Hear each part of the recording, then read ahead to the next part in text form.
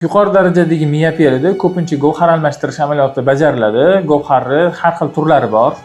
Birinchi usuli bu oddiy monofokal, faqat o'zini ko'rish uchun yordam beradigan ko'rish o'tkirligi bo'yicha. Ya'ni undan keyingisi ham uzoni ham yaqinni, bu bifokal gavhar deyiladi.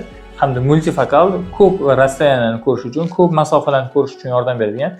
Bundan tashqari torik linzalar, ko'zingizda astigmatizmini ham, minusini ham ketkazadigan linzalar bor bo'ladi. Bu linzalar sizga uzoni bekam ko'z ko'rish uchun, torik multifokal linzalar uzoni yaqinni to'liq ko'rish uchun yordam beradi. Bundan tashqari ko'zga qo'shimcha gavhar, bunda ICL hozirgi zamonaviy linzalar, bular ham yaxshi ko'rishga olib keladi va buni yaxshi tomoni o'zingizda tabiiyligi saqlanadi. Tabiiyligi saqlanganligi deganda o'zingizda gavharingiz turib, gavhar ustiga gavhar qo'yiladi.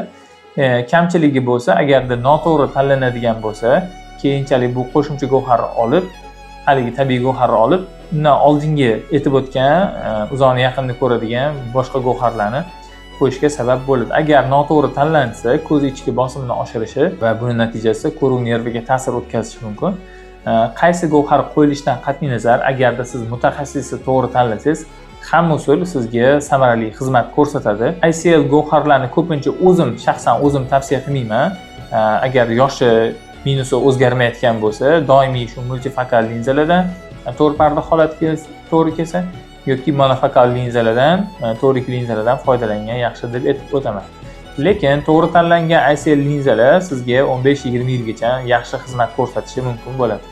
Gavharlar yoki operatsiyalar to'g'risida ma'lumot olmoqchi bo'lsangiz, bemalol yozib qoldirib, telefon raqamlari orqali murojaat qilsangiz bo'ladi.